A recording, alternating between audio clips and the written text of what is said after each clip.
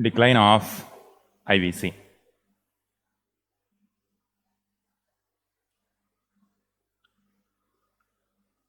Naman Bhargava,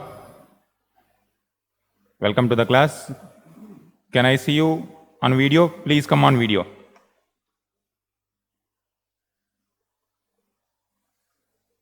Sanju, my voice, everything clear?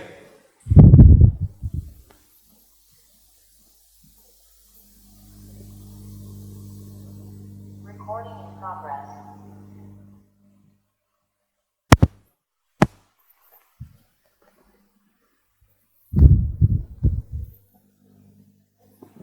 Yeah.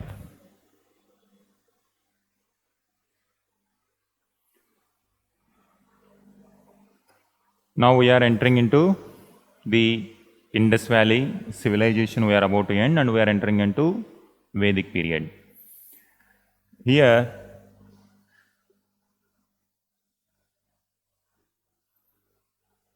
draw this map.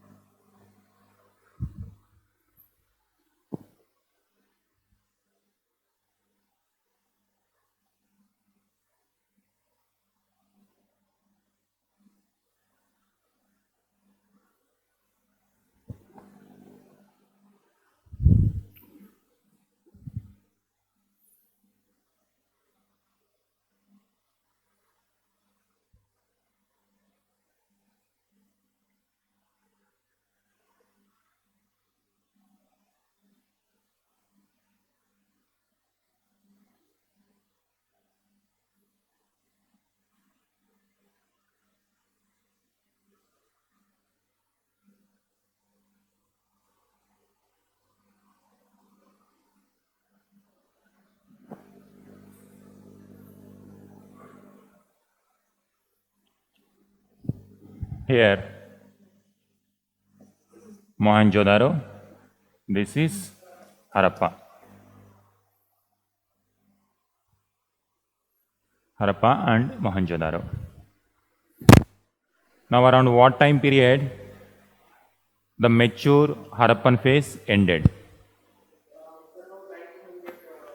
1900. So 2600 to 1900 is mature. Here the meaning of decline means it is the decline of mature Harappan phase. The decline means decline of urban nature. The decline of trading networks. Already trading networks were there, but the way Harappans used these trading networks, that is going to gradually decline. This is what they mean. But when it comes to cultural angle, that did not decline altogether, did not disappear. That's why whenever it comes to question comes to decline of IVC, it means the civilization of the decline of civilization.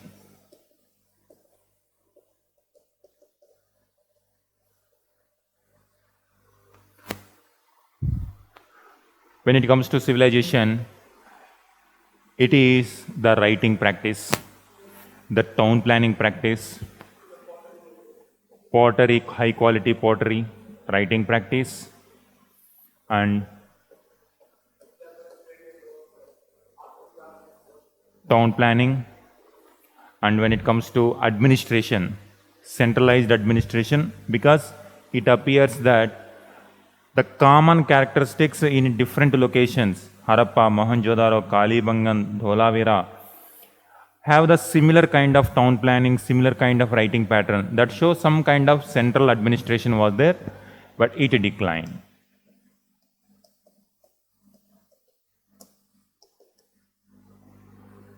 So this is what the civilization characteristics decline. But the ideas gradually they are going to enter into the next phase of life.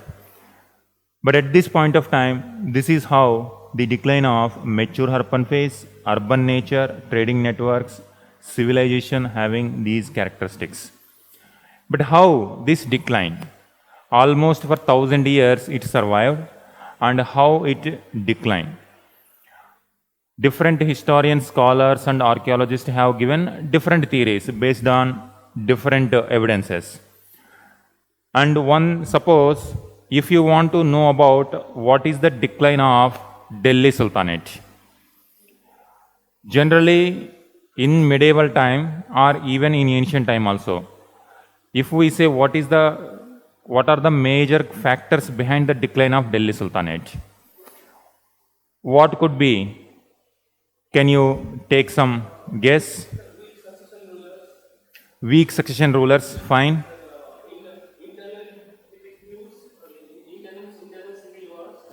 Internal civil wars.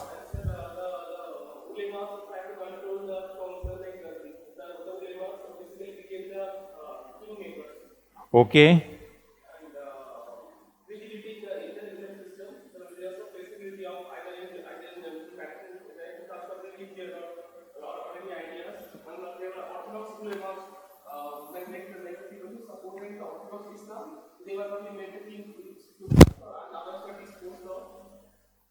Okay. Now, if I ask you other way,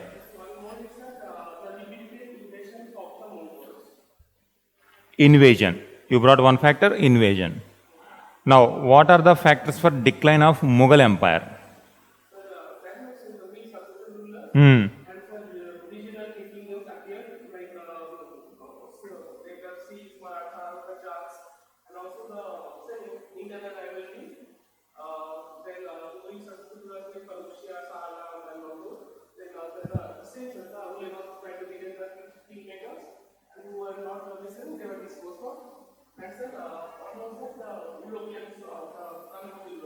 Europeans.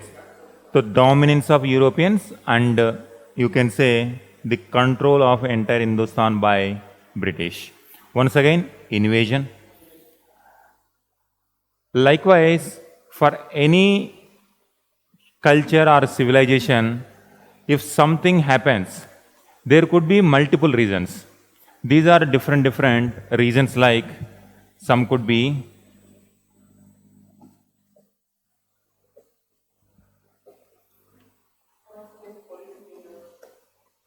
in decline.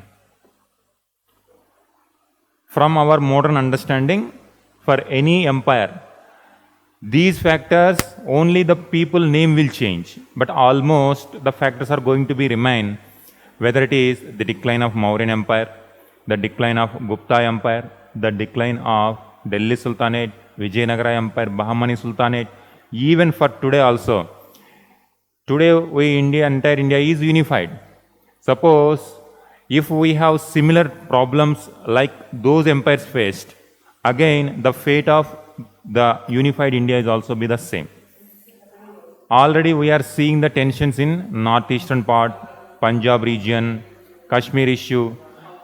So unless you tackle them very in a mature fashion, these small issues will become very big. Initially, the outer parts are going to divide, and gradually the internal parts also going to divide. And over a period of time, entire the unified India is going to disintegrate. And this is what we have to learn from our history also. Because it is not once or twice, multiple times it happened in our history. So in any decline, any kingdom,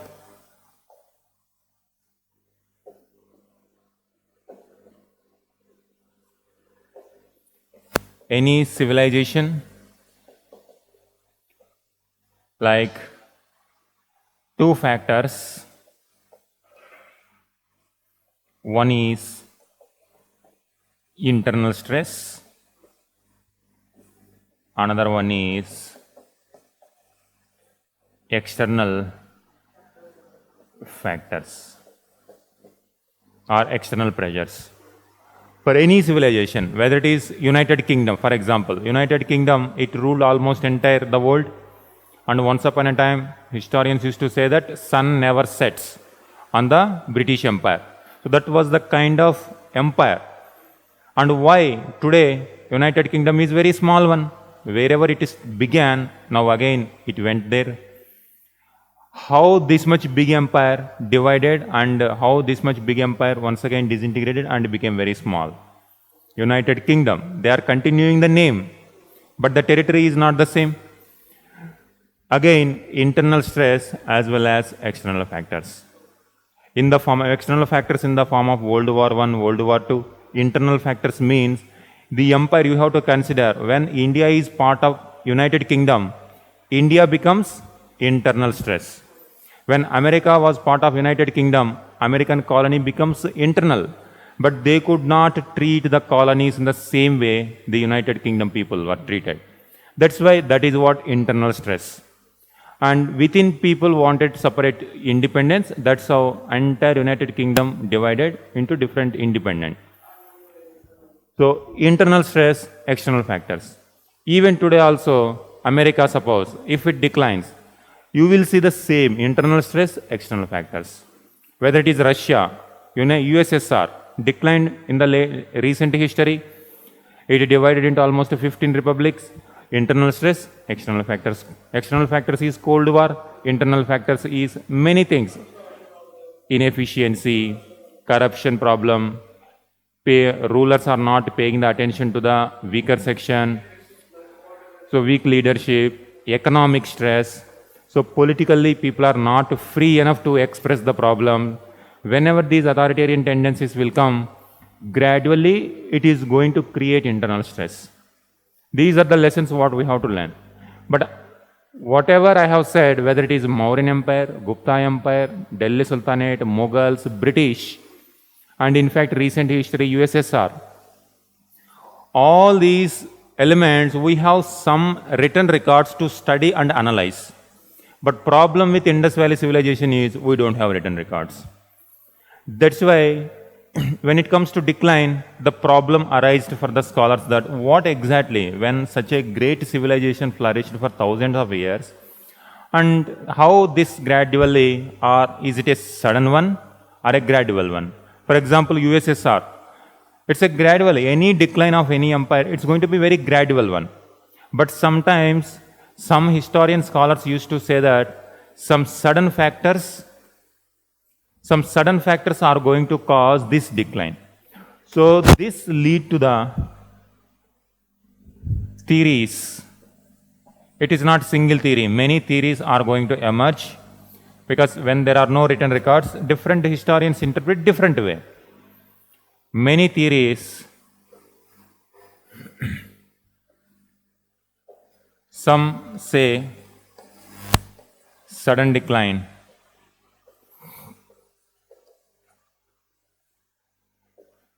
other scholars say gradual decline.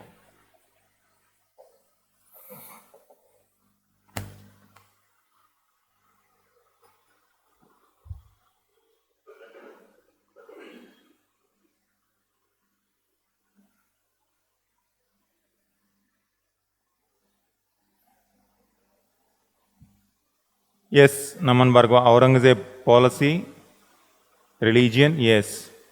Growth of regional power, yes. So almost these scholars are going to be similar one. Now only difference you will see when it comes to Indus Valley civilization also, there could be such kind of reasons. But unfortunately we cannot read about the script also. And when it comes to archaeological evidence also, it is very difficult to get each and every minute detail from this archaeological. And in fact, when the scholars proposed the decline, we had only two important like Harappa, Mohenjo-daro properly excavated. In 1930s and 1940s, the way we are seeing today was completely different.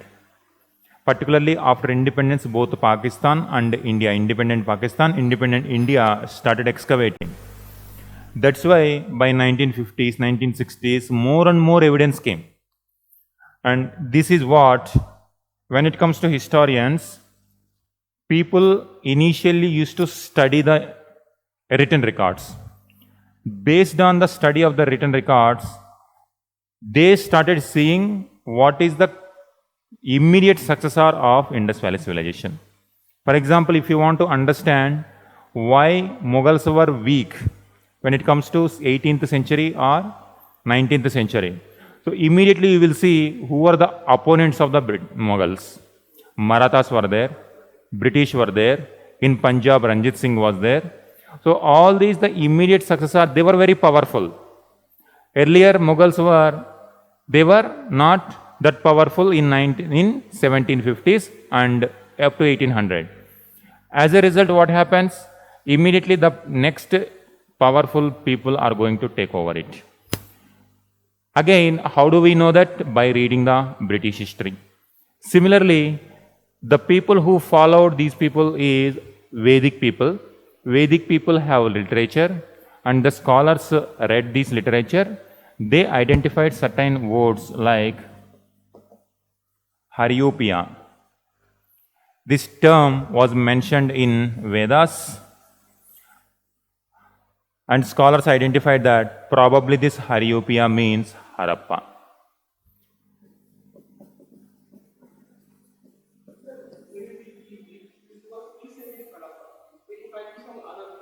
There could be some other person, then there could be some other place name also. We don't know. That's why scholars try to put various point of view. That's what we are going to counter it. Probably some other place also, or could be mythical also. We don't know. It did not exist. And now, what happened to this Haryopia? According to Rigvedic text, this Haryopia, this is having the fort, and this fort was destroyed by Indra. Indra destroyed it. And the concept of Indra itself is a mythical one. What is the guarantee that Haryopia? This is in sudden decline, Aryan invasion.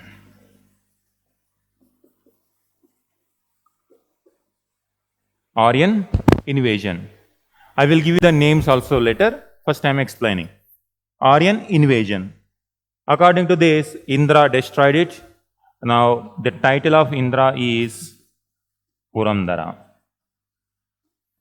Purandara means breaker of forts or destroyer of forts.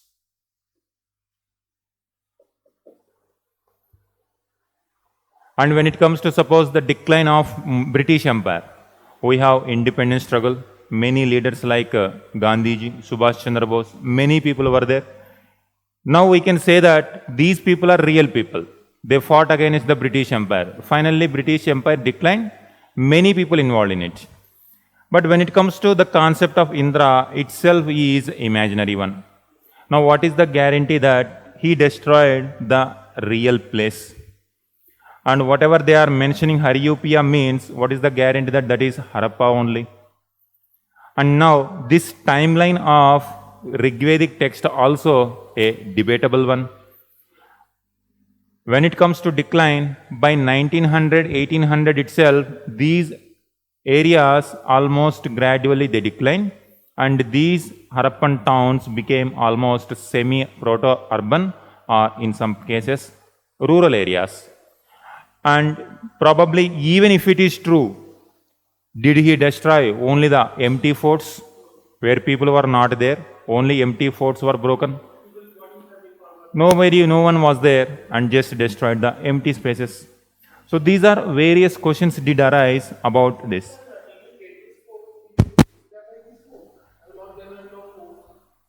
Forts means whatever in town planning we are saying, Harappa town planning, Mohenjo-daro town planning.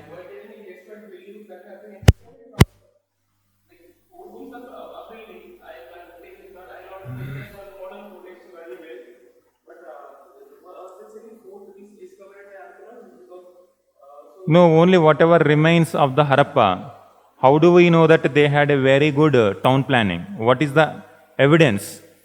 The archaeological remains And after the reconstruction, it appeared like a citadel was there, lower town was there. This citadel is like a fort because fortifications were also there. That is how those who support this, Harappans were living in forts. And this also mentioned in Rig Veda. Probably there is an encounter between Vedic people and Harappan people. This now, is it sufficient to understand only this was completely declined? Now, if there is any invasion, for example, Babur invaded, first battle of Panipat, then when it comes to before the establishment of Mughal Sultanate, Ghaznavid invasions took place, so many battles took place, so many people died. And even before that, when Gupta were ruling, Huna invasions. After Mauryans, Central Asian people came. And when Alexander came, Alexander invaded. So you will have so many battles. It is not going to be a single event. Then how do we come to know that there were some big battle? When such a invasion took place, definitely there should be some kind of invasion. Whole Harappan civilization, it could have taken place in one place or the other place. And if it is Harappa, what happens to the Mohenjo-daro? Then Mohenjo-daro, those who support this, they brought, there were some skeletons. When there were battles, obviously people got killed, and their skeletons, 37 skeletons came from Mohenjo-daro.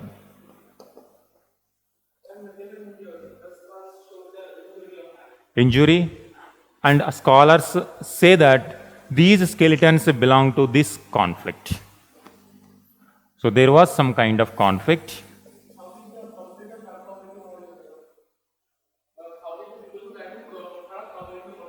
Yes, so that's what the counter theory is. Now Harappa, we got some evidence because we are talking about Harappa is one important town, Mohenjo-daro is another important town. If we want to say this decline, we have to talk about Harappa also, what happened to that, what happened to Mohenjo-daro also. When it comes to Harappa, we have literary text in Rig Veda itself, because Rig Veda occupies this area. Now we can understand, all right. Then what about Mohenjo-daro? If there is any invasion, how it declined when it comes to Mohenjo-daro? 37 skeletons came here. Now scholars felt that it is due to the conflict. And this conflict is Aryan versus Harappans. Aryans were Harappans, and as a result, they got killed. All right. Now when it comes to these 37 skeletons, if there is any major battle, these 37 people must be of the same period. If all people died in the same time, that means all the skeletons' date should be the same. Suppose if somewhere in 1900 or 2000, if it happens, then the date, the carbon dating of all the skeletons should be 2000 BC. But it is not the case. Different skeletons are giving different timeline.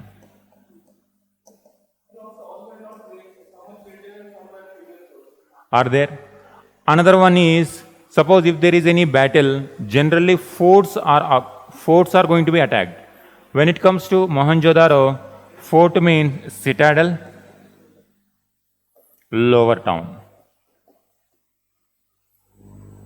These 37 skeletons were identified in lower town, not on the citadel.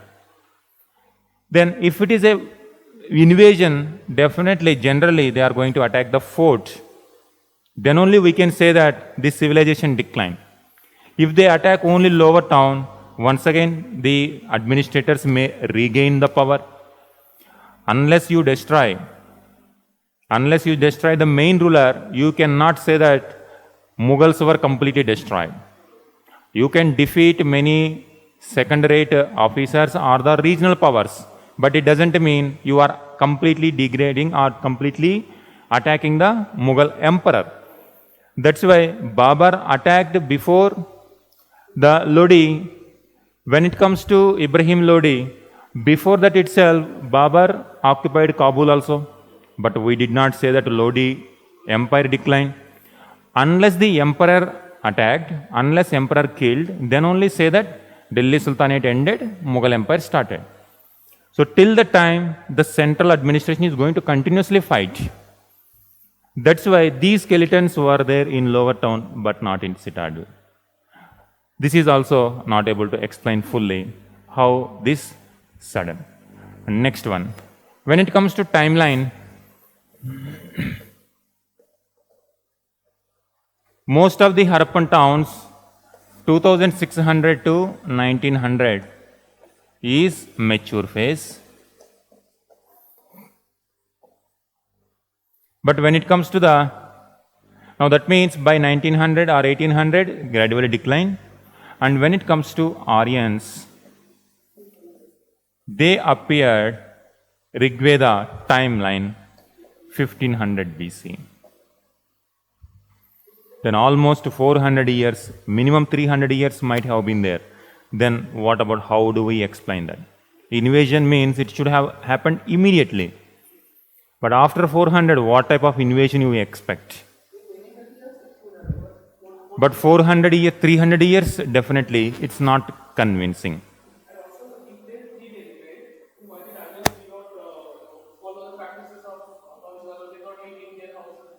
Exactly. Now when it comes to Aryans, they were pastoral people. And pastoral people, Harappan were trading people. So there are so many differences to say that. Now suppose when it comes to Sher Shah Suri, Humayun was defeated, Sher Shah Suri came. He was there for 5 years. Now he brought some kind of reforms. And before that, Lodi people were also there, Afghan people. Sher Shah Suri, when he came, he followed the practices of the administration of the earlier one. He did not completely discontinue, but he brought new reforms.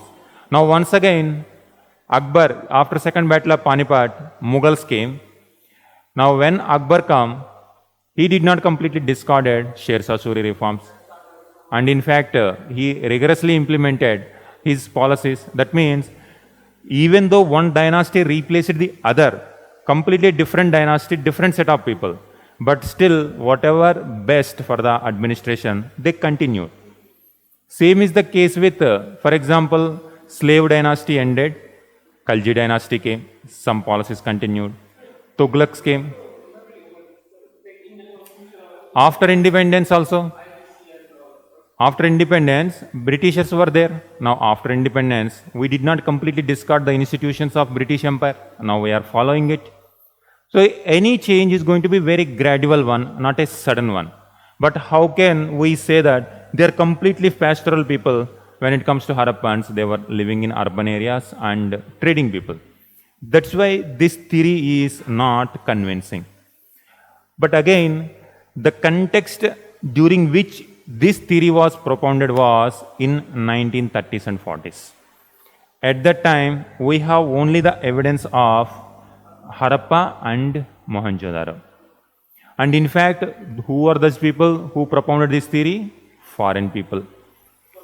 So British Empire and those people under British Empire, already they were foreigners. Obviously, they want to put some kind of foreign tinge to this decline also. After independence, so much evidence started coming out. Some sites related to early Harappan phase. It is not only about 2600. When more and more evidence come,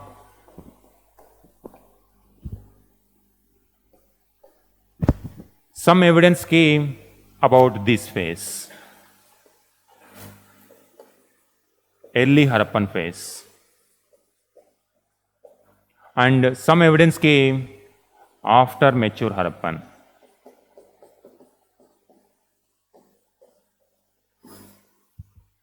By 1960s, by 1970s, When more and more evidence came about these two phases, now gradually the nature of origin also changed, the nature of decline also changed. And even with respect to origin also, these foreign scholars were saying it is not a gradual one, Mesopotamians came and built the cities. So it is like in the origin also there is no credit for Indians, in the decline also no credit for Indians. So that is what they tried to portray. But now when more and more archaeological evidence came, now both theories got declined. Now gradual evolution gained the prominence. So this is the gradual emergence of Harappan towns. And it's not a sudden one, it's a gradual. So now some authors started looking for some other reasons. What are those theories? Gradual decline. So when it comes to gradual decline,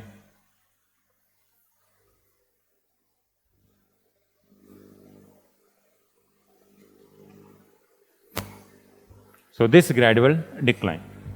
When it comes to sudden decline or an invasion, now scholars started putting environmental factors.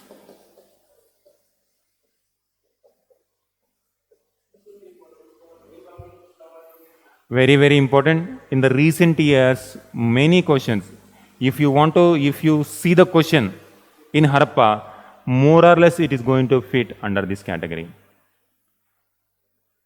Under this context, just you write up to here broadly.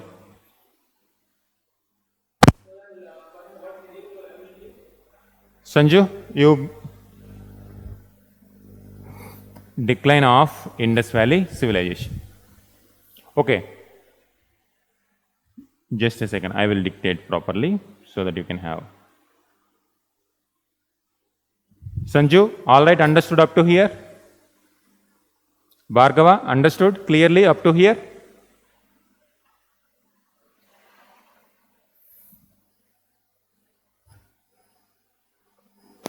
Fine. Now I will give one by one. You just mentioned.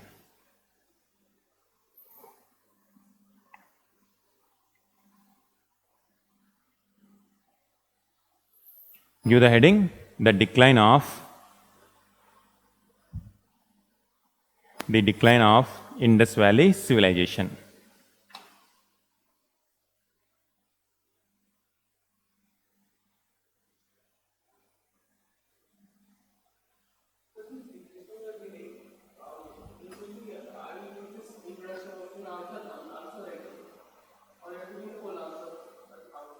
A whole answer means which one?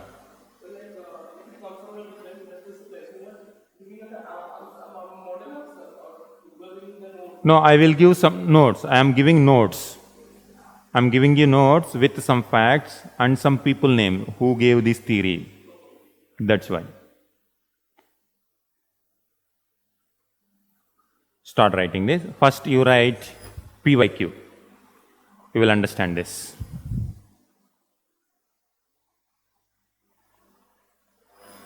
PYQ. First question. On circumstantial evidence. On circumstantial evidence,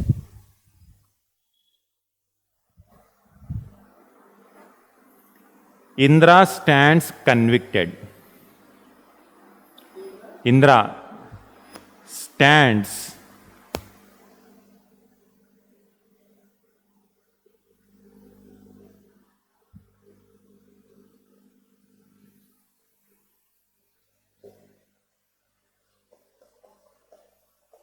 Indra stands convicted. Yes. Indra stands convicted. Full stop, explain. Full stop, explain and discuss briefly. Explain and discuss briefly different views about different views about a sudden end of the Indus Valley civilization.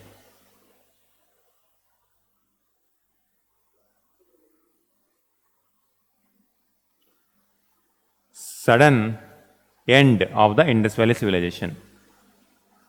Full stop.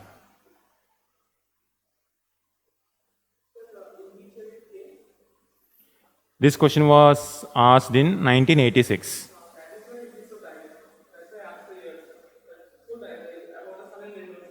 Yes, it was direct. In those times, questions were asked directly. And in fact, even after 1980s, 1990s also, new evidences were keep on coming in Indus Valley civilization.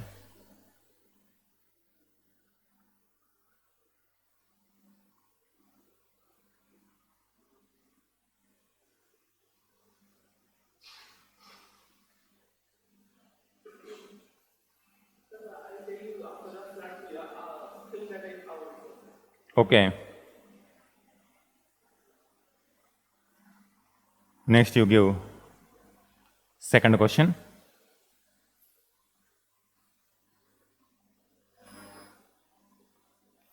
This already you might have written also 2-3 times, but you keep it here also in this place. 2022 question, latest one. The urban character of Harappan civilization was the urban character of the Harappan civilization was a result neither of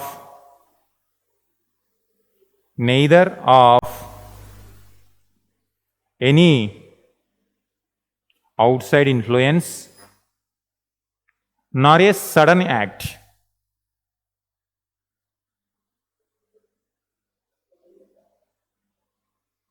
but a gradual evolution of regional socio-economic factors. Socio-regional, socio-economic factors comment. This is actually with respect to origin theory. Now, if you just a little bit give a twist, same you can apply for the decline also. The urban character of Harappan civilization declined not because of any outside influence, but a gradual decline of different regional socio-economic factors. Now one more question, 2021 question.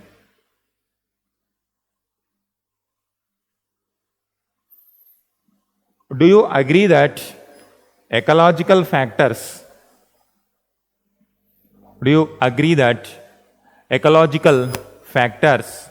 influenced the flow and ebb? Influenced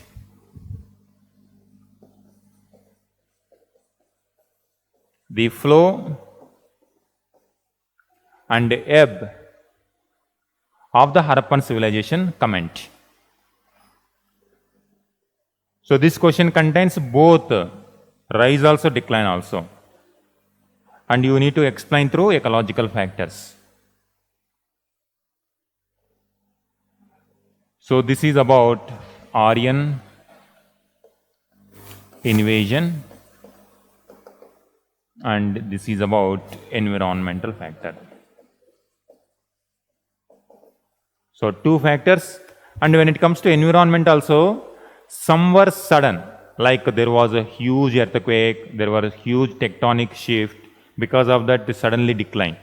But even such kind of factors also we cannot accept. No single event cannot destroy the entire civilization. So we have to look very gradual.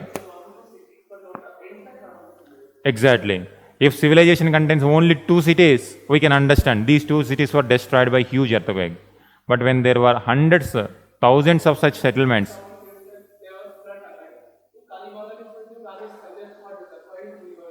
so likewise, it's going to be very gradual one, not a sudden one. Now you give the, now I am giving you the notes.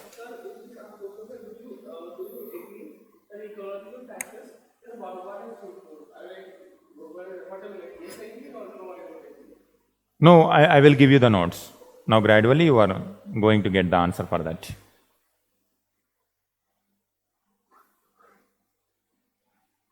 Give the introduction.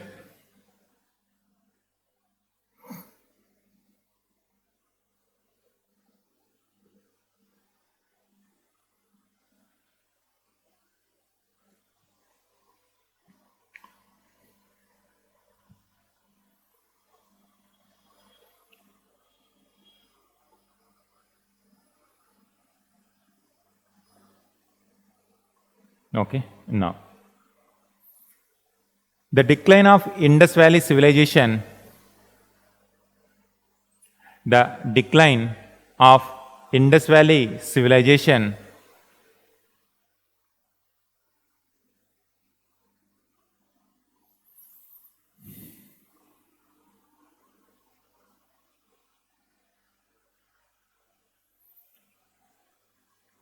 the decline of Indus Valley civilization in cities like Mohenjo-daro,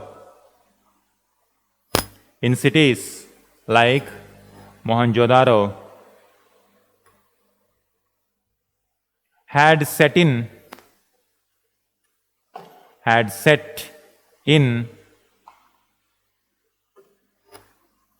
by 2200 BC.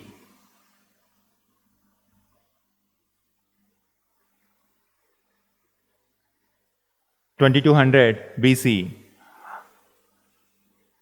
And settlements had come to an end by 2000 BC.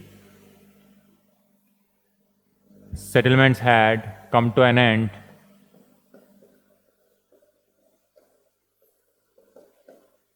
by 2000 BC. So this itself shows, continue. This shows it has taken almost 2000 years, 200 years, sorry. It has taken 200 years for complete decline.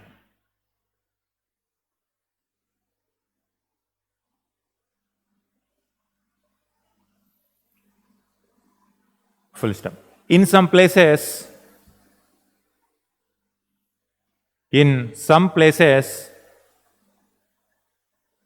the civilization disappeared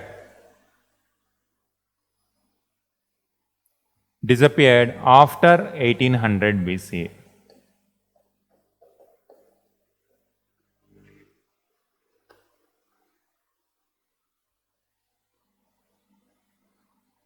After 1800 BC.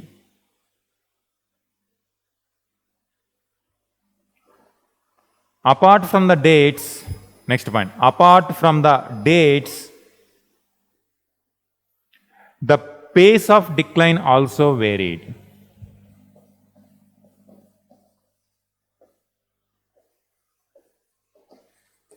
The pace of decline also varied.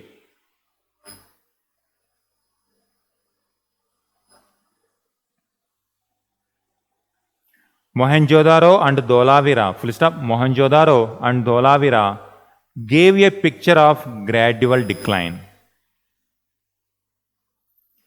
Mohenjo-daro and Dholavira gave a picture of gradual decline, while at Kalibangan and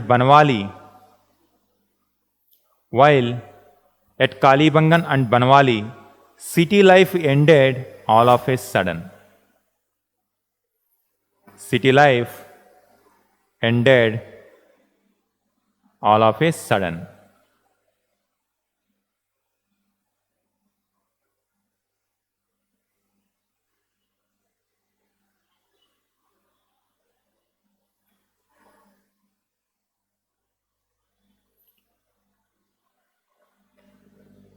Next, to give the heading, theories regarding reasons for decline.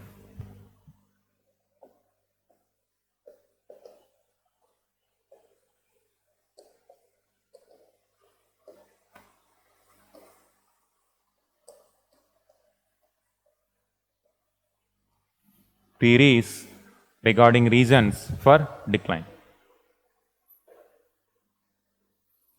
First one, Aryan invasion theory.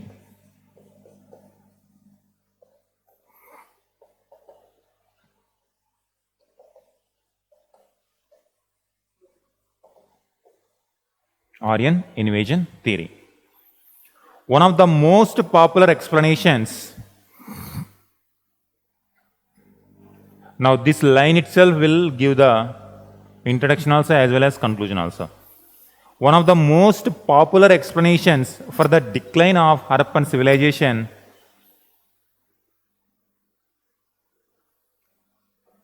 one of the most popular explanations of the decline of the Harappan civilization is one for which there is least evidence.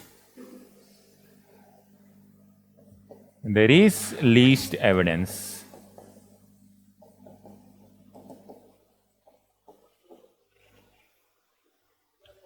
In one line, it is conveying that, but it is most popular, but least evidence.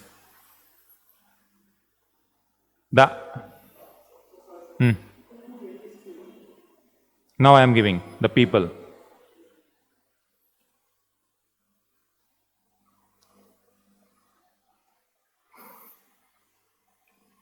The idea,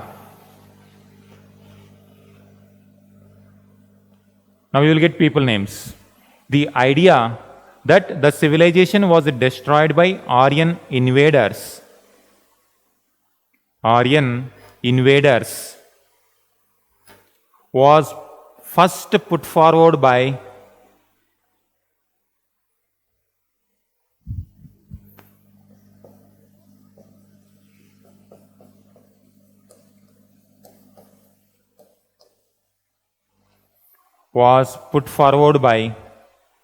Rama Prasad Chanda. Now you see the timeline also. 1926. Naturally, in those times, the amount of evidence is very less. And now, how do they characterize? Based on reading Vedas and whatever Harappa, Mohenjo-daro, only two cities were there. Full stop. So he was the one. He later changed his mind. He later changed his mind. That means when new evidence comes, when new interpretation you get, obviously you are going to change the opinion. He later changed his mind. However, now this line is important. However, it was elaborated by Mortimer Wheeler.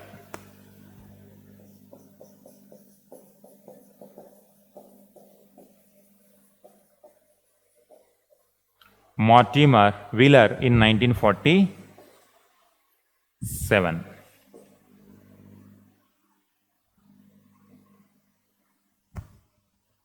Mortimer Wheeler. Evidence given by explanation given by Mortimer Wheeler. Subheading. We are in Aryan invasion only. What explanation he gave? On what basis he is saying that it was completely destroyed by Aryan invaders?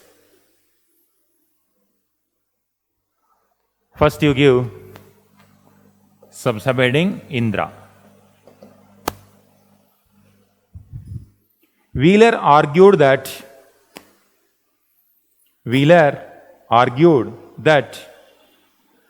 references in the Rig Veda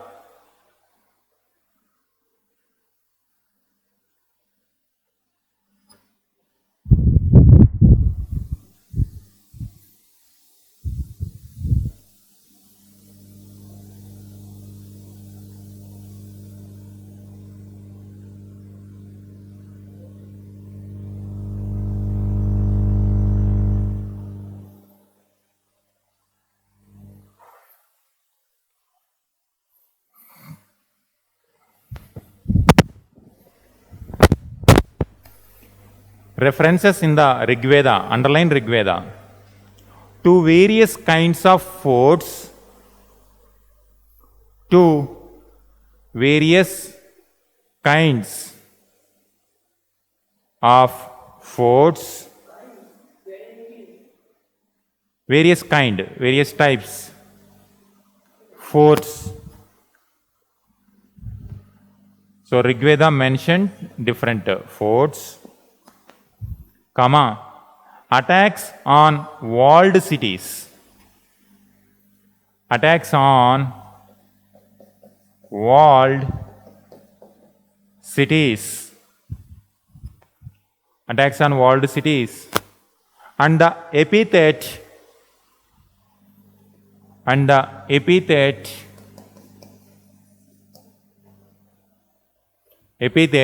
Purandara.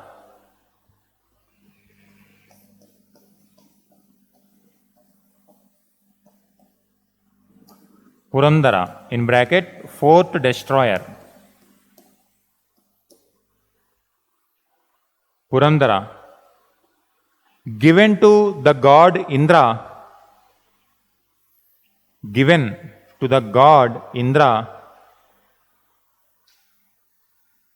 must have a historical basis, according to Wheeler. Must have a historical basis and reflect an Aryan invasion of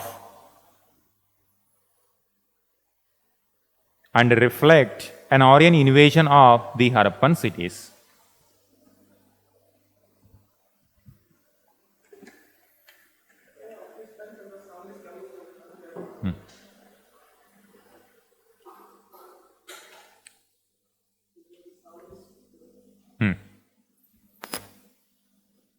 Just I am repeating, under Indra, recheck it. Wheeler argued that references in the Rigveda to various kinds of forts, comma, attacks on walled cities, and the epithet Purandara given to the god Indra must have a historical basis and reflect an Aryan invasion of the Harappan cities. This according to Wheeler. Next one. Haryupiya name. Indra is one thing.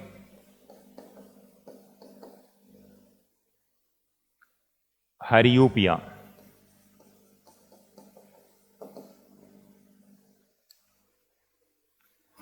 Wheeler identified a place called Haryupiya.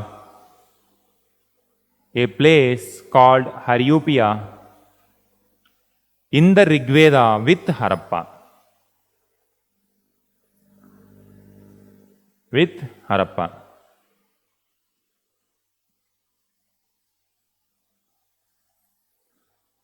Next, skeletal remains.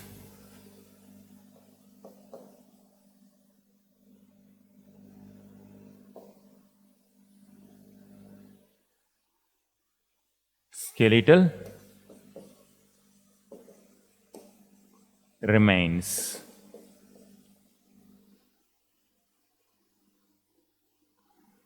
Wheeler also pointed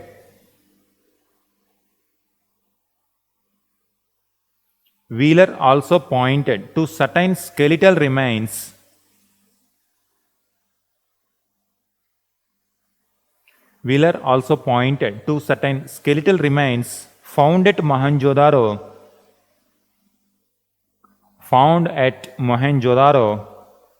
as proof of the Aryan massacre.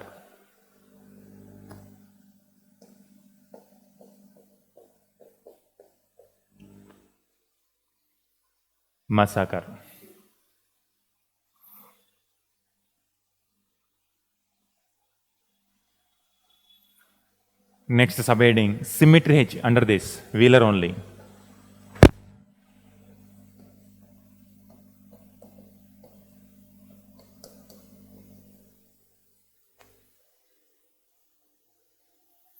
TE. Sime Symmetry H. The symmetry H culture,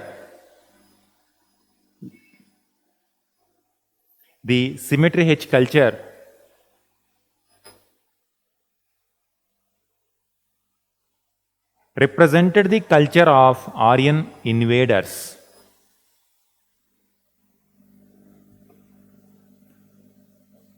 Aryan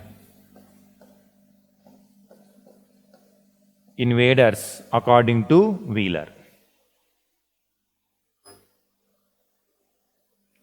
According to Wheeler. Symmetry H culture is identified at Harappa.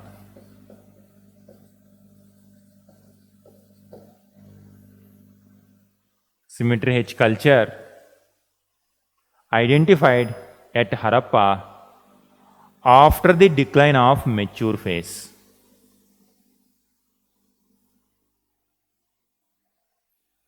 After the decline of mature phase.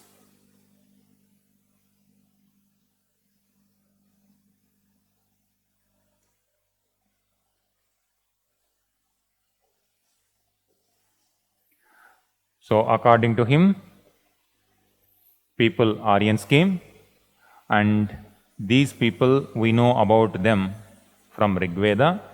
In Rig Veda they mentioned Indra destroyed Harappa, and after the destruction Vedic people built a new type of culture that is represented by Symmetry H culture. When it comes to Mohenjo-daro, there was a massacre. So this is what Mr. Wheeler gave the thesis. Critical analysis. Critical analysis.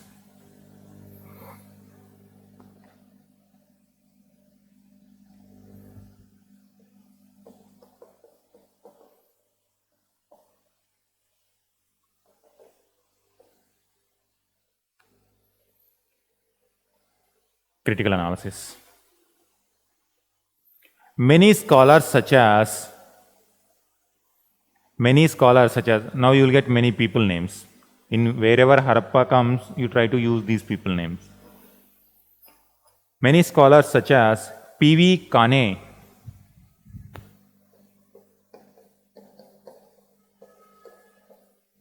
P.V. Kane, 1955. Now you see, after independence, more and more evidence comes. Now more and more clarity. George Dales,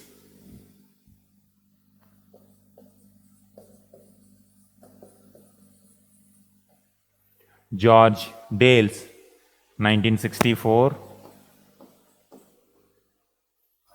B.B. Lal, 1997.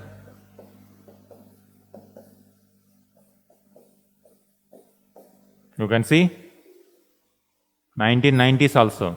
If some new evidence come in 2020s, now we are going to change it.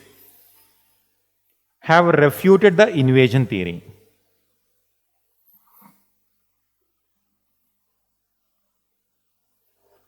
Have refuted the invasion theory.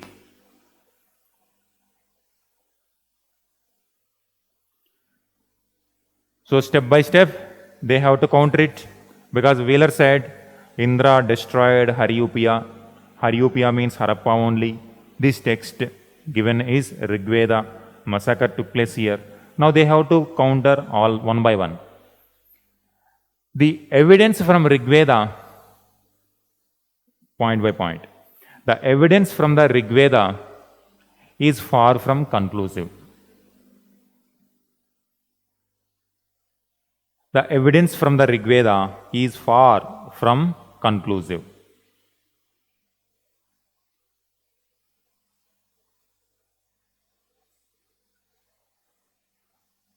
First one, under it. Rigveda is a religious text. Rigveda is a religious text and its date is uncertain. And its date is uncertain.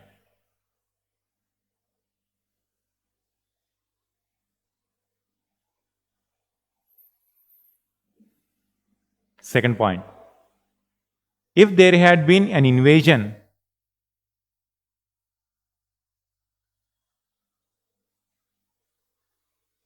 if there had been an invasion, it should have left some traces.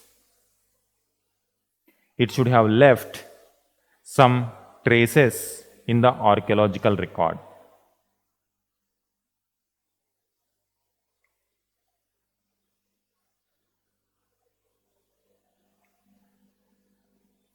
There is in fact,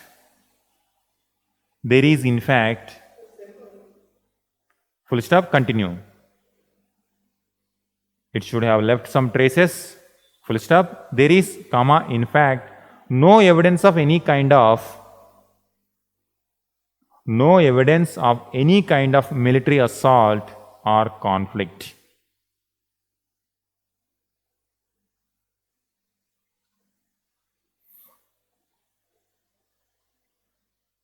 At any Harappan site.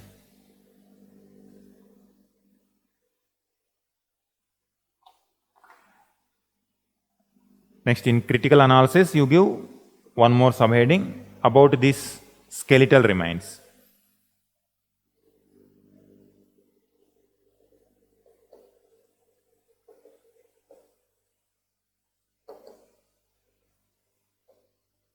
Skeletal remains. The 37 groups of skeletal remains within this critical analysis only, the first one, they declined it. They are saying Rigveda is not a certain one and that is sufficient, not evidence. Archaeologically, not able to give any invasion evidence. Skeletal remains, you give next. The 37 groups of skeletal remains, because Wheeler is saying 37 people massacred, this is invasion. Now, this critical analysis is countering this point. The 37 groups of skeletal remains at Mohenjo-daro do not belong to the same cultural phase. Do not belong to the same cultural phase and therefore cannot be connected to a single event.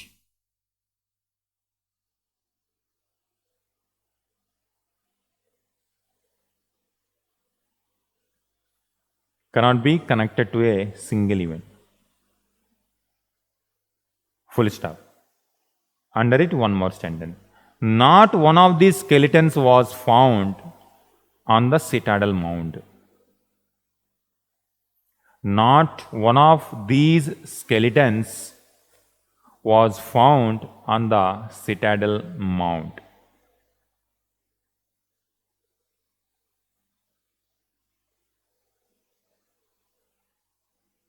Full stop. Then just one question will come that will makes the opposite of Mr. Wheeler's thesis. Full stop. If mound do not have evidence,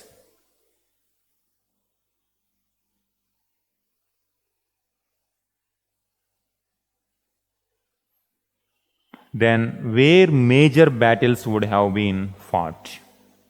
Question mark.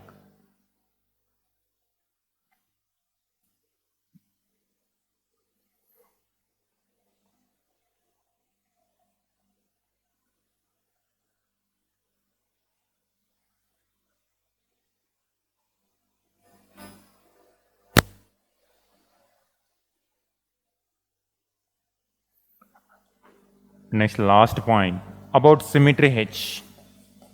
Wheeler said symmetry H people are the Aryan people. Now, if there is invasion, then immediately invasion should take place immediately. Harappan Aryans should immediately, they should colonize the settlement and they should immediately start the settlement. But now when it comes to symmetry H, now according to Wheeler, invasion takes place fine, but immediately symmetry H did not take place. There is no culture in between. Then what happened to the Aryans who invaded? Just they destroyed it and they went back? Or did they settle? Write this. The fact that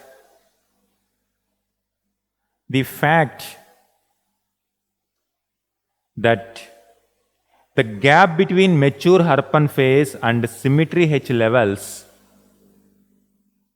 the gap between mature Harappan and symmetry H levels goes against Wheeler's hypothesis. Goes against Wheeler's hypothesis.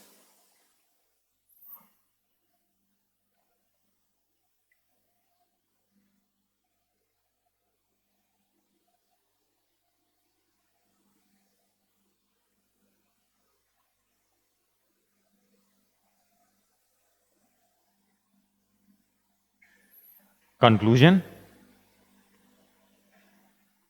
Therefore, the Harappan civilization was not destroyed by an Indo-Aryan invasion.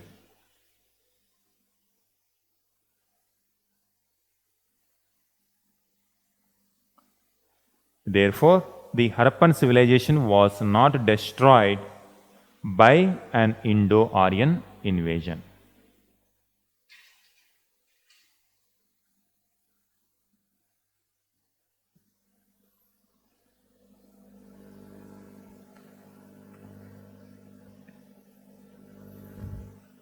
Next, you give the heading, natural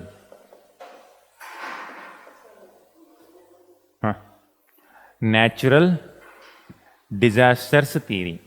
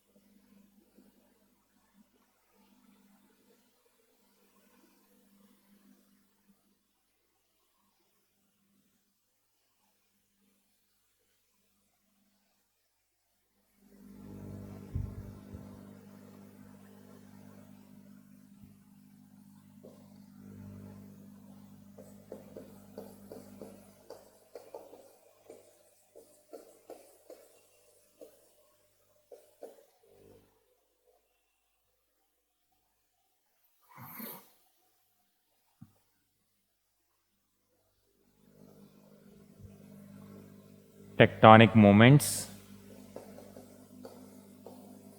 Indus changed its course. Indus changed its course.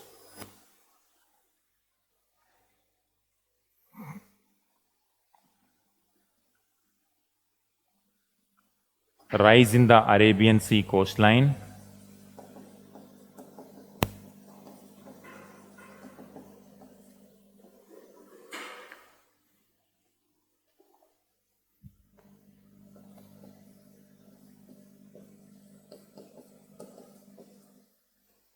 Arabian Sea coastline.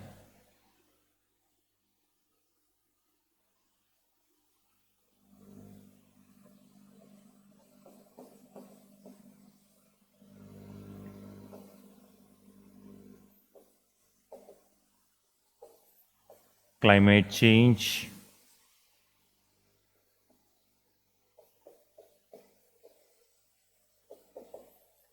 population pressure,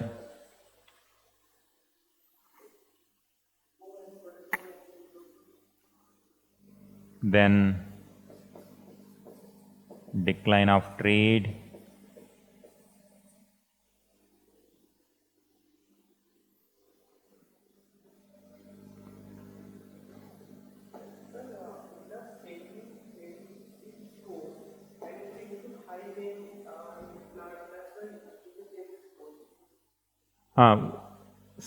tectonic movements.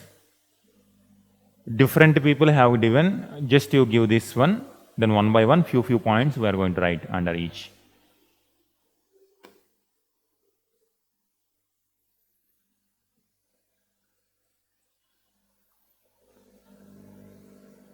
Natural disasters theory.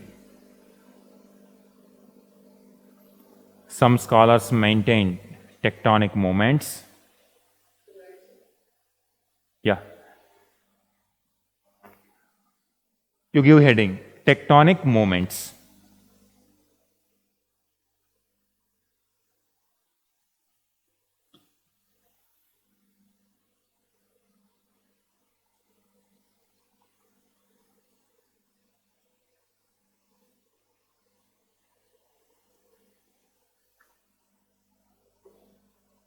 Mohenjo-daro gave evidence.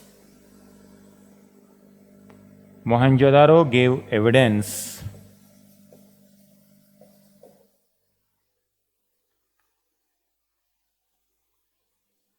repeated episodes of floods.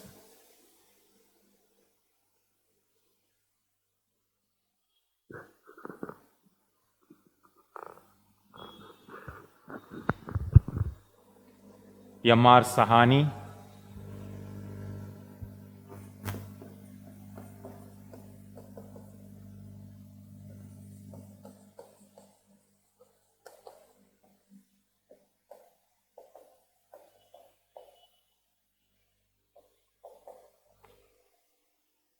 M.R. Sahani, 1956.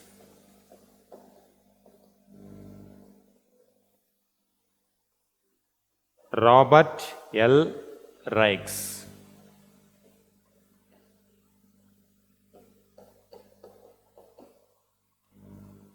Robert L.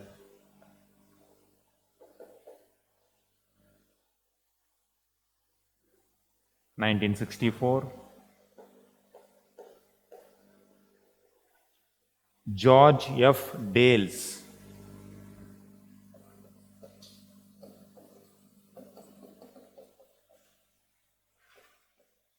George F. Dales, 1966.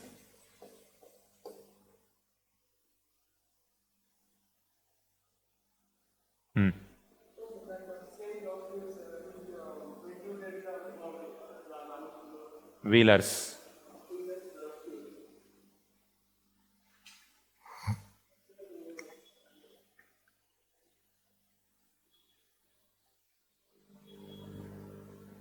Tectonic movements, you just give one line according to them.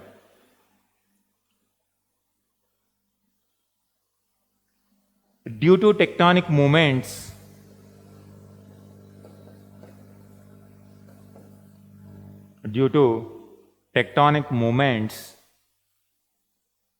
a gigantic natural dam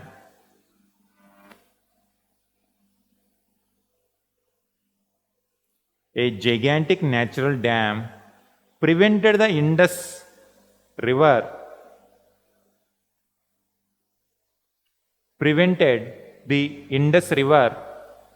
to flow towards the sea and flooded areas around Mohenjo-daro.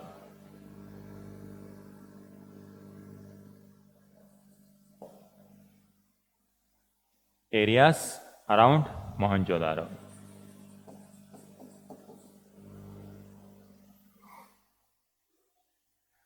So gigantic dam, that a dam stopped flowing into the sea and as a result flood.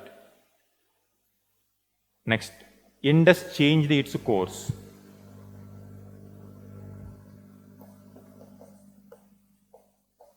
Indus changed its course.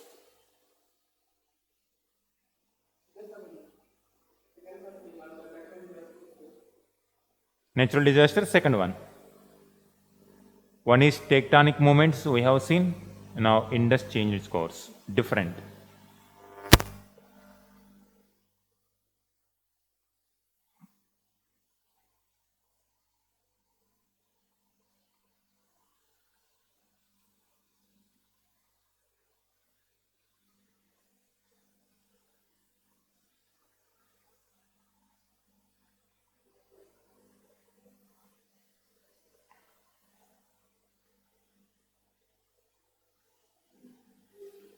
Tectonic movements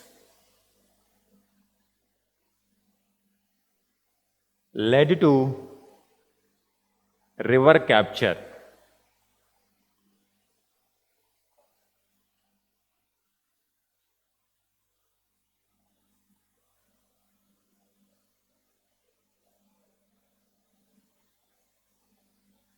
River capture. As a result,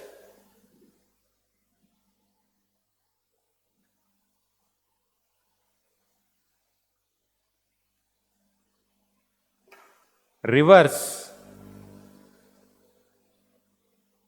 like Sutlej and Yamuna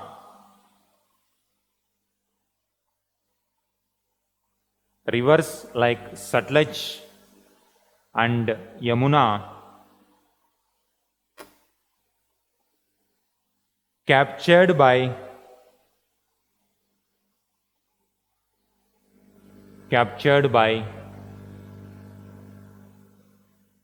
Indus and Ganga river system.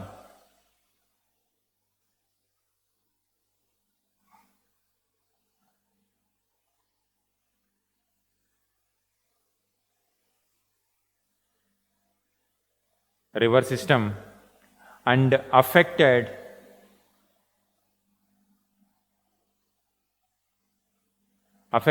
Gaggar Hakra Valley.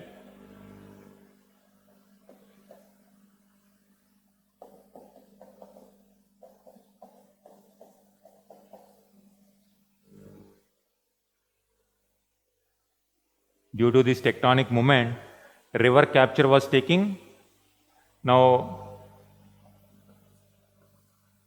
many rivers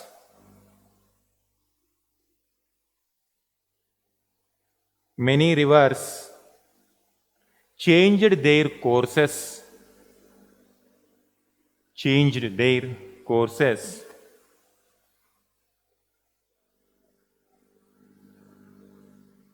and gradually it changed the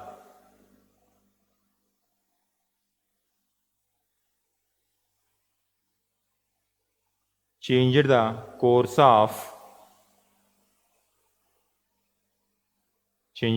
of Indus River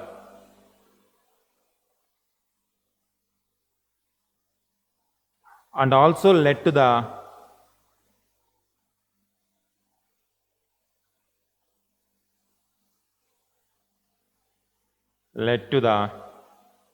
drying up of Gaggar Hakra.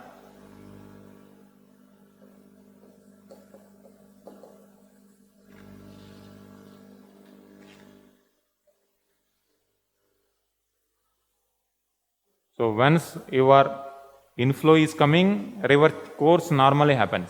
But if there is no inflow, then obviously Gaggar Hakra river dried up. Now this is what Saraswati river dried, because Gaggar Hakra is also called Saraswati.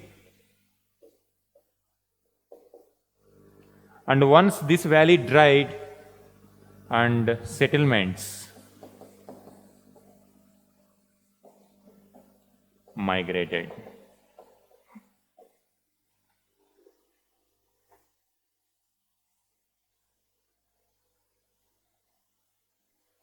Yamar Mughals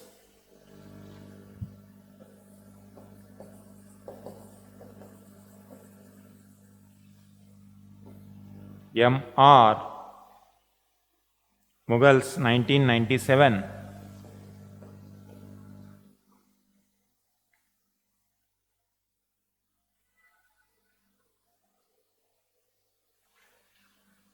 Study of settlements in Gagar-Hakra region shows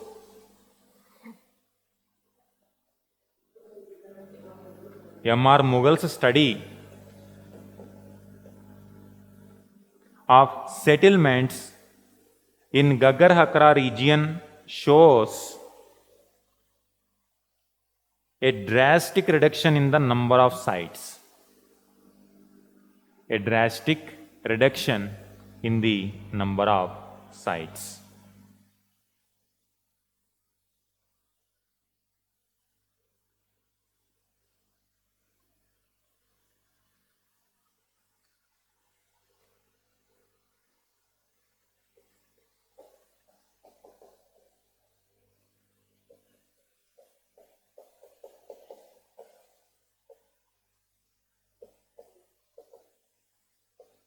Now where would they go? They go naturally Gangetic Valley. And that is how the settlements are gradually moving. Next point, Arabian Sea coastline.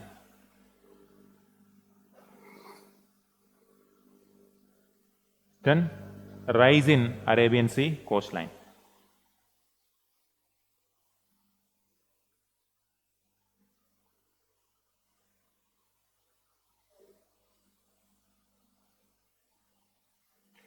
A sudden rise in Arabian Sea coast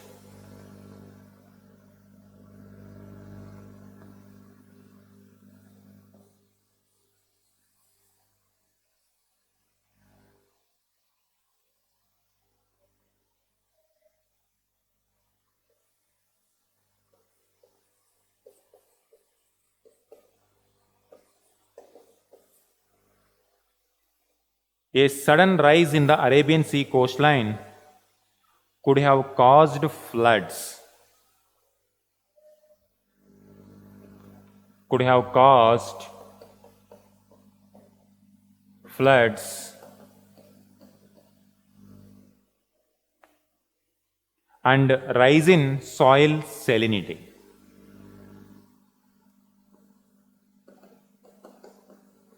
Rise in soil salinity. Again, they are forced to move. Such an uplift along the coast,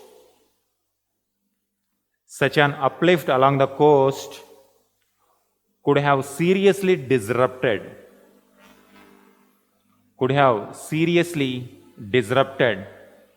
the coastal communications and trade of the Harappans.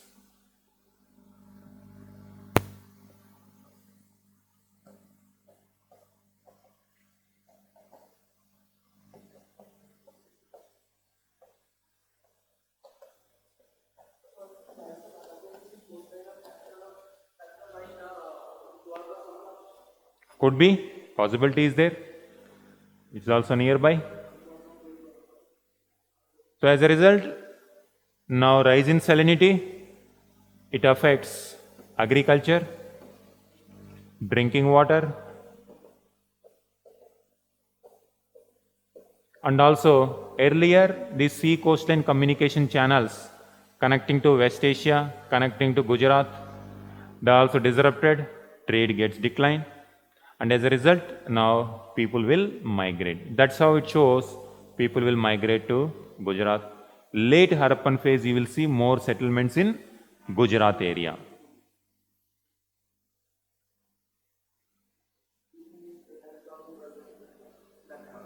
Yes, Daimabad, Lodhal, Rangpur, and these people also now going to be gradually decline.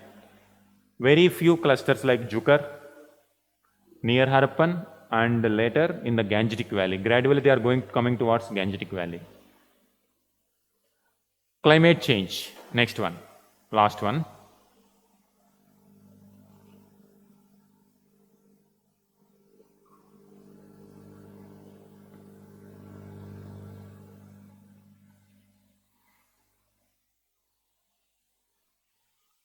climate change.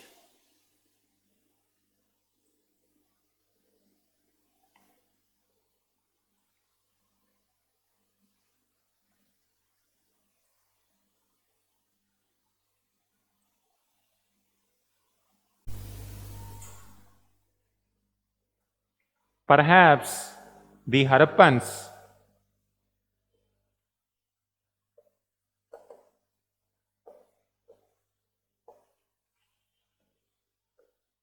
perhaps the Harappans overexploited the nature for hundreds of years.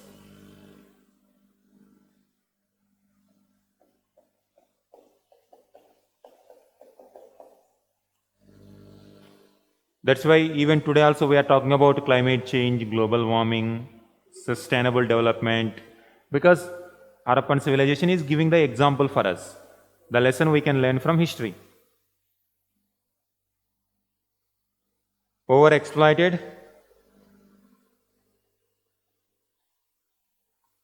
through over cultivation,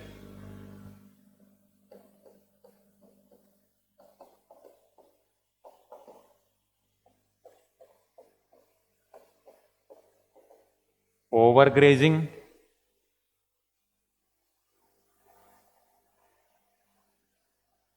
deforestation,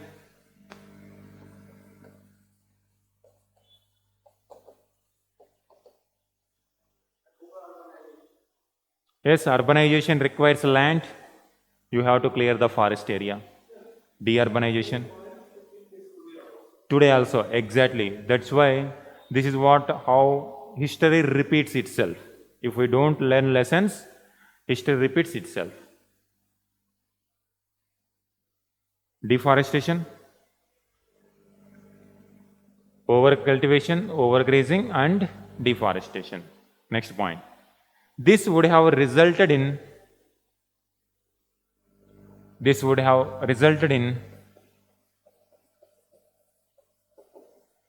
decrease in soil fertility,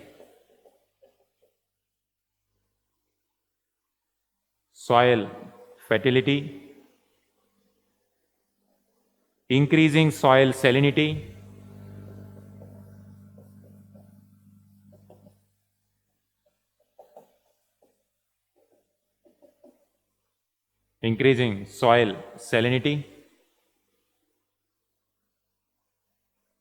and gradual set in drought like conditions.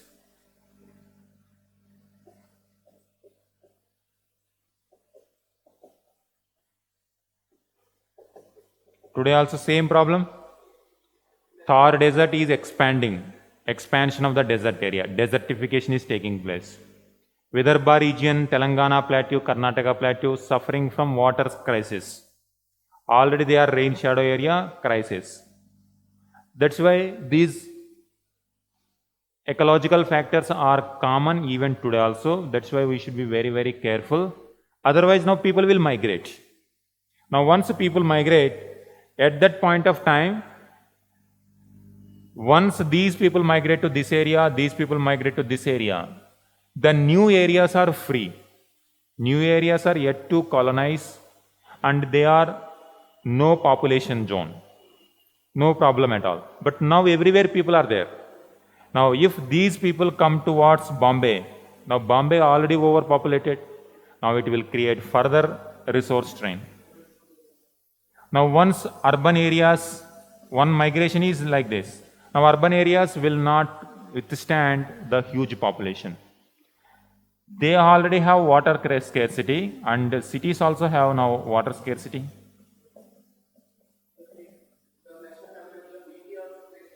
Delhi facing, Kolkata facing, almost every urban area is facing the water problem.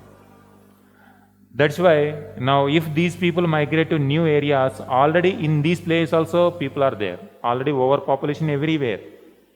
That's why this will result in now gradual social crisis.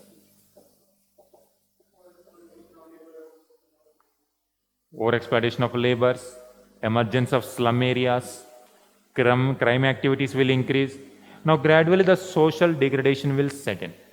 But at that time, at least these areas were not yet populated, thick forest areas. They cleared the forest and they settled in new colonies. No issue. Their main problem was and they could settle. Encountering and the nature. In fact, Gangetic Valley became one of the they get the iron technology civilizations in the world itself later. And for India also, it gave important cultural traits like Vedas. And it led to the rise of second urbanization. First empire of India, it gave Gangetic Valley only. At that time, no population, but now everywhere populated. Every area is populated. If these migrations take place, it creates problem.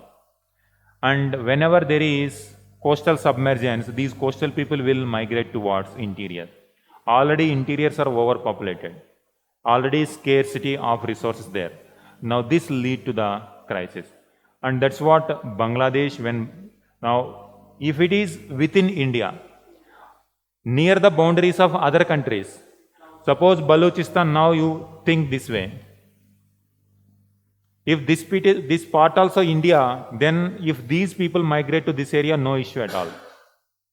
Now if these people now belong to other country called Pakistan in the present day, now if these people migrate to this area, it is going to create international issues also.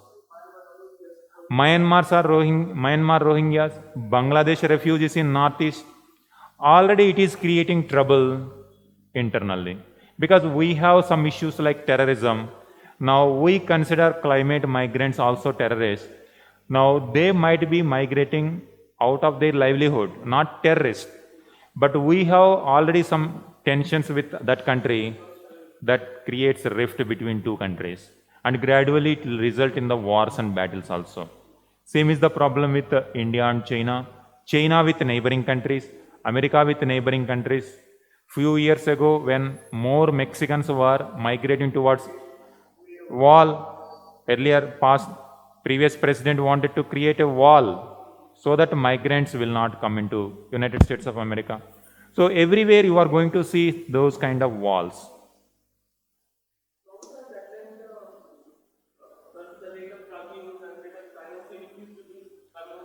Already now, that is why, already social issues, social crimes rate is increasing. Even though genuine migrants, those who are affected by the nature, climate, now they are going to face the brunt.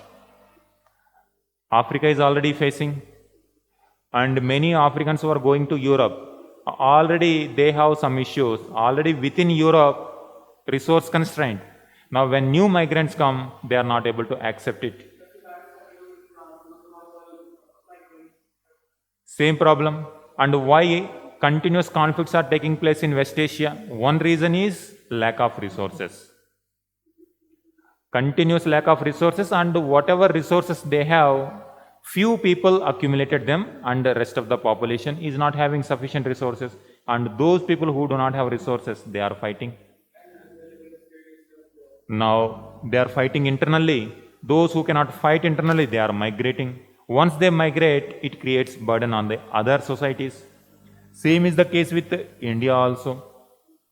When Bangladeshi refugees come to India, now we have our problems internally. Now if this trait comes, it creates additional tension.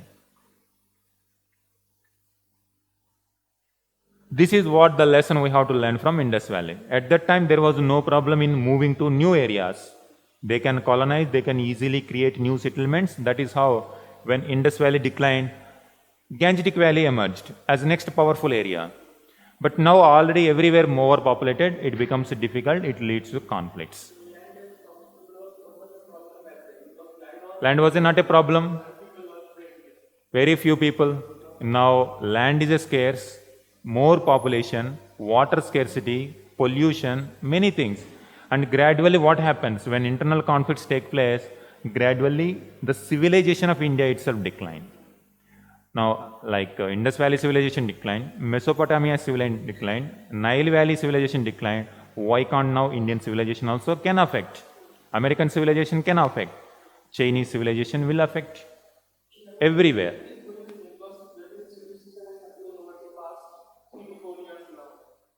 Yes, at that time hundreds of years. Now within few decades you will see this.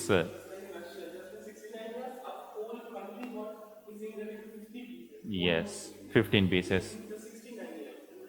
So that is how whenever you neglect the nature, you are going to see these consequences.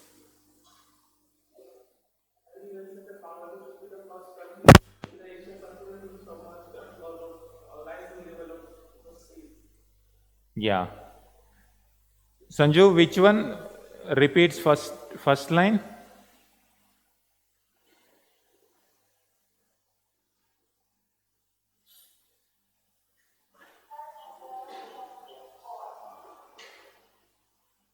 Sorry, can you, which point you need?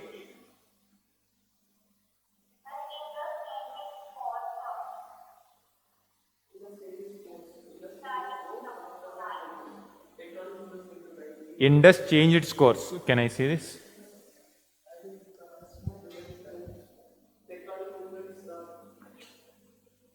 Indus changed its course. In that heading, tectonic movement led to river capture. Tectonic movement led to river capture. As a result,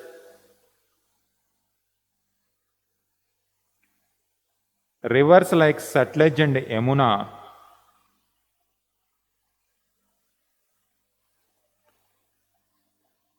captured by Indus and Ganga river systems. As a result, rivers like Satluj and Yamuna captured by Indus and Ganga river systems and affected Ghaggar-Hakra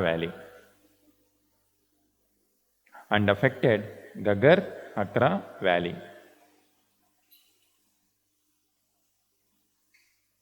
Full stop. Next point, did you write? Fine.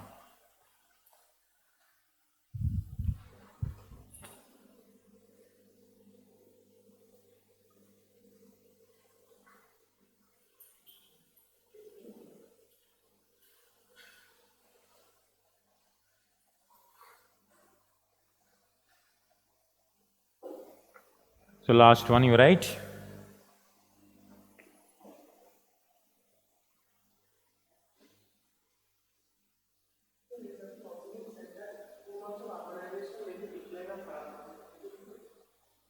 Yes, in indirect way.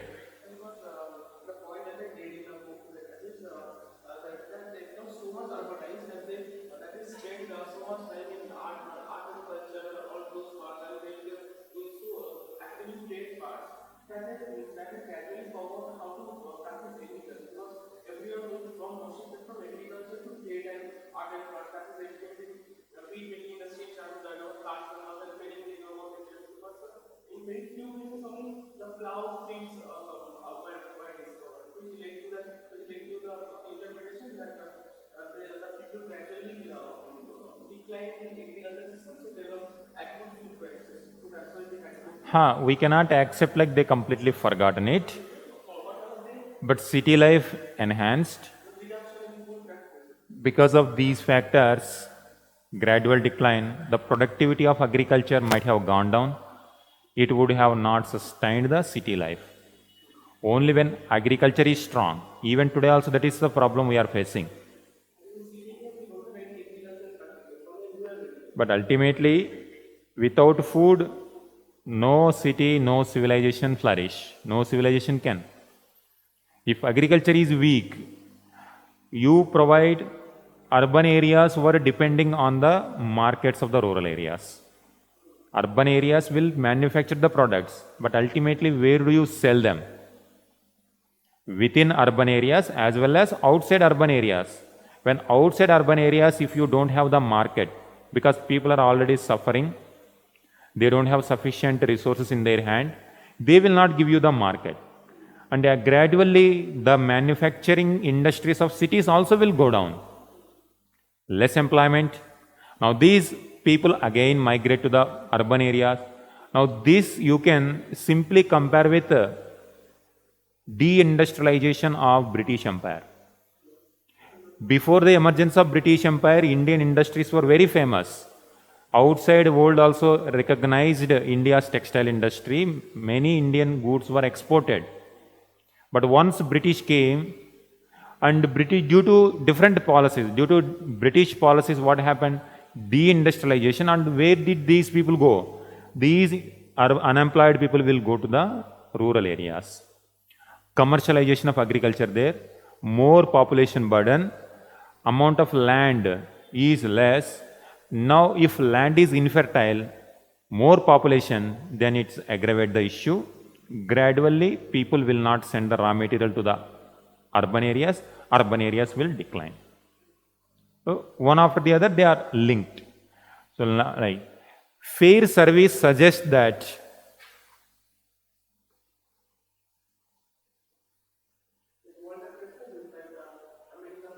yes, fair service suggests that civilization declined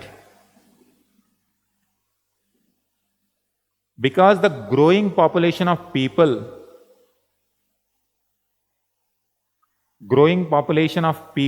and cattle could not be supported from resources, within the Harappan culture zone.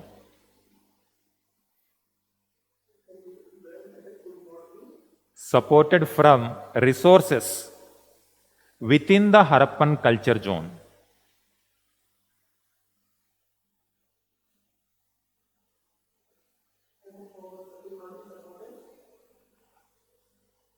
Could not be supported from resources within the Harappan culture zone.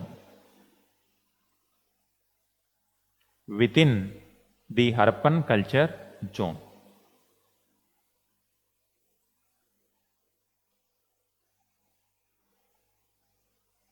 Shereen Ratnagar, last.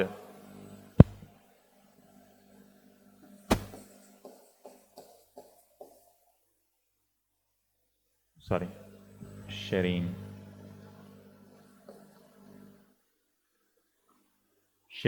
Ratnagar,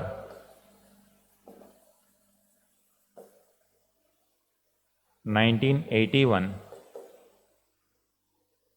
has argued that decline in the lapis lazuli trade with Mesopotamia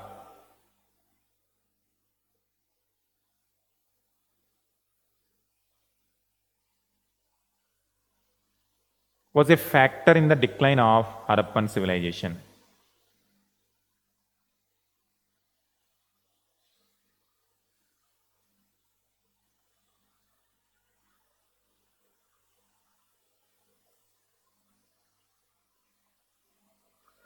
Conclusion. Now these are all different people, different theories gave conclusion.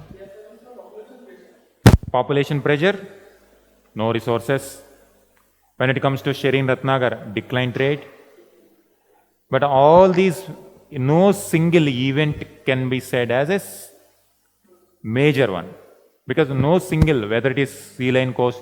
Now suppose if sea line coast increases, these people will affect what about the upper people? And if some problem arises there, and people still will be there. That's why it is not about only one incident. Combination of all these factors might have led to the decline of civilization. Let us write the conclusion for it. Archaeological evidence. Now you see, we are only focusing on the ecological degradation. We don't know whether there is any social conflict. Because for example, USSR declined. Internal problems, social problem, economic problems came. We don't know what exactly socio-economic tensions emerged within. We are talking about, Wheeler gave the theory that Aryans invaded. But no one talked about what about the internal conflicts. Was there any internal conflict within civilization? Because of this internal conflict, people migrated to other areas. We don't know. So socio-economic factors and political factor. What about the who were ruling them?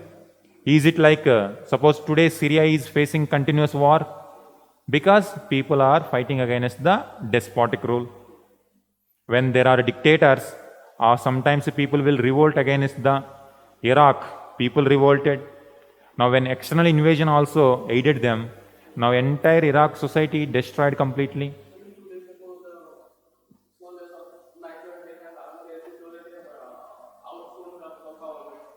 So now you see. So in Middle East now you see, we don't know. But such kind of theories we are not able to understand what happened internally. Only this archaeological evidence giving a little bit evidence. But what happened socially, what happened politically within this organization, we don't know.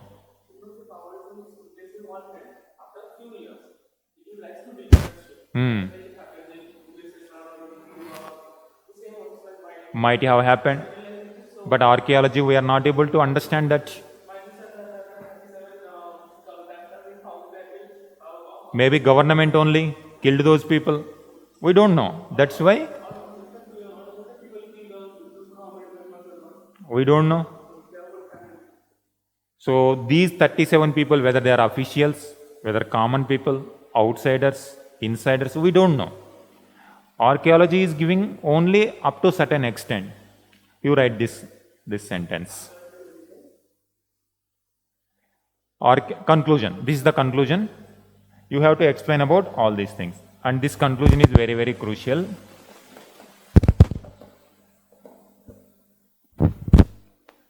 Archaeological evidence does not give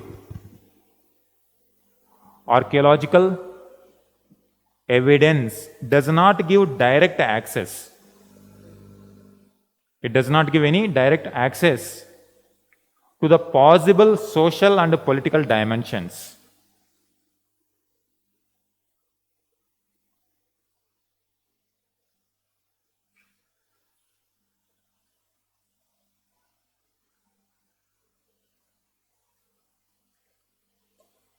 To the possible social and political dimensions of the decline of the Harappan civilization.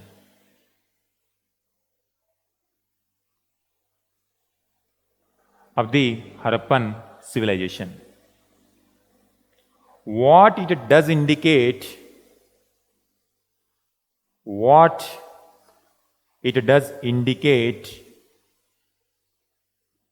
very clearly is that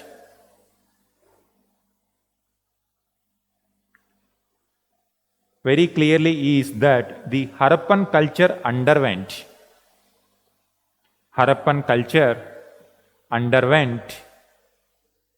a gradual process of deurbanization.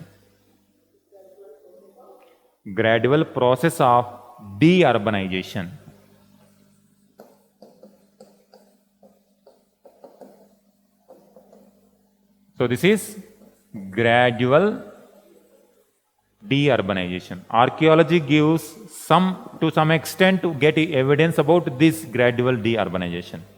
It does not give any reference to social, political issues. Unless we read the script, we don't know. We know more about society, political of early Vedic people, later Vedic people. We are able to read it. Also, we'll give all these evidences.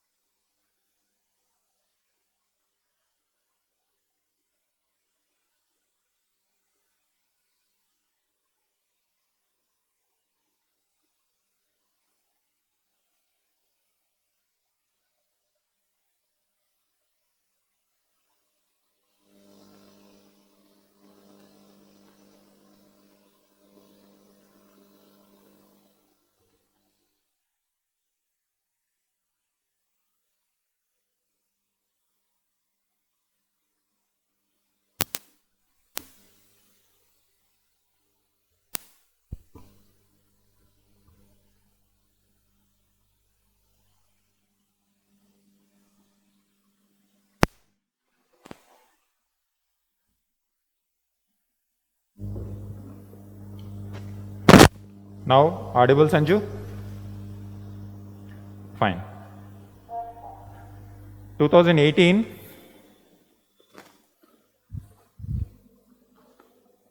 in 2018 there was a question. That question is exactly the statement, the conclusion statement. Have you written the conclusion? Okay. So just I will read this question. You just underline that question.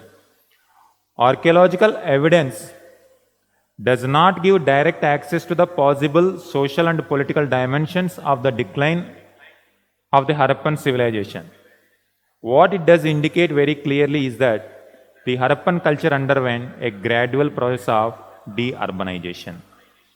Comment. So tomorrow you write this answer in 2 pages. So whatever we have discussed, you just broadly you write within 2 pages. Now you got so many people names also, different evidences. Try to write this. And also I am giving everyday question also as daily answer writing practice.